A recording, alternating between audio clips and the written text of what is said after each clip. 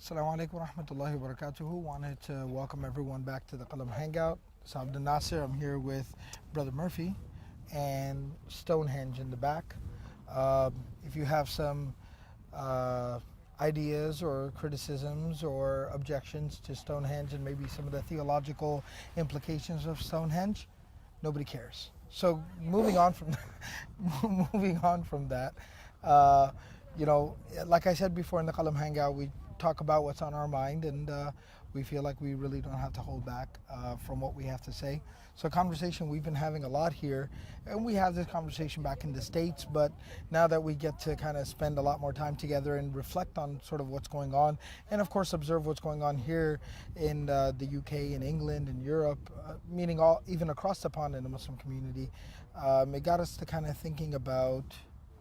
This idea of now, and there's a documentary about it, of being unmosqued.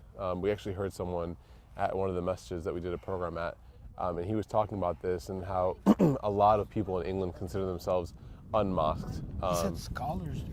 Yeah, even said some like advanced students of knowledge, scholars, things like that, consider themselves unmosqued. For those of you who aren't familiar with the movement or the idea, basically it stemmed from, actually I think it originally stemmed from a Christian concept of being unchurched, or just experiences that people had in relationship to the masjid or the mosque that turned them away to a point now where they have so much aversive feeling. Their visceral response is one of aversiveness, and they're so pushed away from the masjid that they don't want to go anymore. And it hurts me to even say it, but I feel like they start to hate the masjid to a certain degree, the house of Allah. And we were just kind of talking about, there's kind of two ideas that we were discussing. Number one is that the people who are unmosqued, who do consider themselves unmosqued, we were talking about kind of the need for a person who's had bad experiences at the masjid to never ever lose hope or connection with the house of Allah. The definition of a masjid is, by definition, it's a place that's going to invite all people, Muslim or non-Muslim, all kinds of different social classes and manners and adab and characteristics. And so to limit that to what you're comfortable with, it goes against the definition of the house of Allah. The house of Allah is open to everybody. So by the pure essence of it, you're going to have people who are going to rub you the wrong way. And that's never ever going to, that's always been the case, and it'll never ever change. The Prophet Muhammad Sallallahu Alaihi Wasallam, his masjid, a man came in and started urinating. Like, do you think that was openly accepted? You have to think about the structure, the layout, the attitude that was prevalent there at that place, at that masjid, where a Bedouin man felt that it was very natural for him to walk into this place amongst these people and urinate there. I mean, that even makes you think a lot about the overall setup of even. Yeah, I mean, how it looked and how comfortable he felt. Granted, though, do you think that the other companions there felt cool with that? I mean, do you think that they, enjoyed seeing that? Of course not. But again, if they let that experience dictate their relationship with the masjid, they would never have been as successful as they were. But they were able to look past it. And in fact, the Prophet taught that, used that moment as a learning opportunity, and told those companions, those same ones who were bothered by it, to go clean it up, showing them what? That this whole event that happened shouldn't change the fact that this masjid is a pure place, it's a clean place, so go and clean it up, because this is your masjid, your house of Allah. I was born and raised in Dallas, Texas, and had some very interesting experiences growing up. You probably had, a whole book worth of experiences in Chicago as well. I do what I'm afraid of, and again, I talk about this. I said it before. Qalam Hangout is a place where I can talk openly. The masjid where I grew up at is a place where I'm not even welcome a lot of times, even now. And having said that, I am afraid of creating almost like a victim mentality.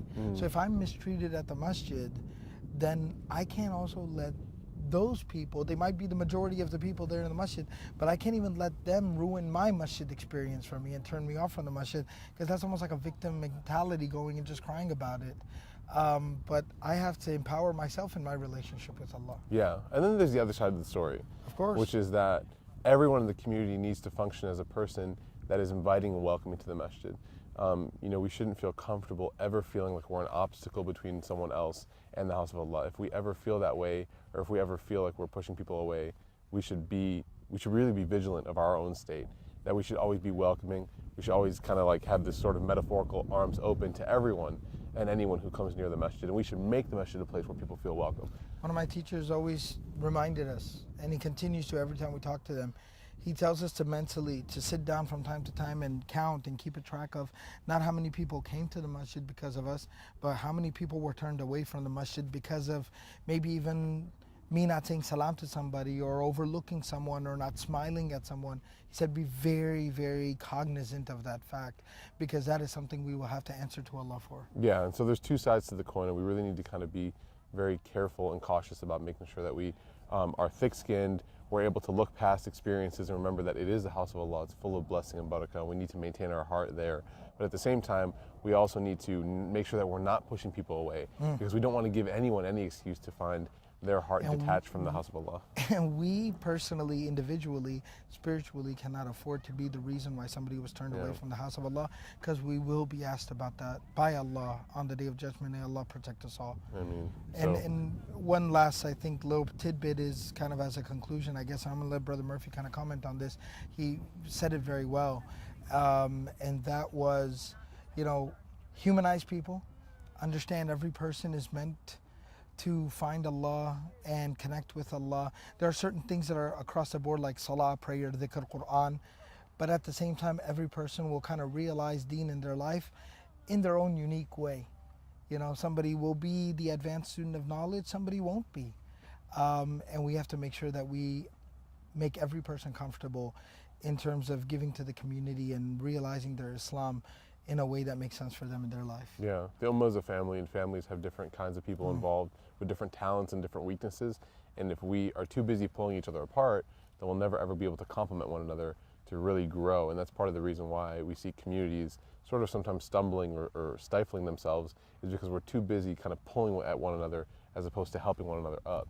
And so we need to kind of change our orientation in that regard, and allow everyone, no matter how good or bad they or we or anyone seems to put a label on them, we allow them to exhibit their talent and use that talent that they feel, that passion that they have, for the betterment of the community. Excellent. So inshallah, I know that this was the second show in a row where we just shared some thoughts, but we're on the road, so that seemed like it was more appropriate and practical. Next, inshallah, Qalam Hangout, we'll do the live Q&A session. So remember to send in your questions, #Qalam Hangout. Email, comment section on under this video on YouTube. You can Facebook message them, tweet them to us, #Qalam Hangout.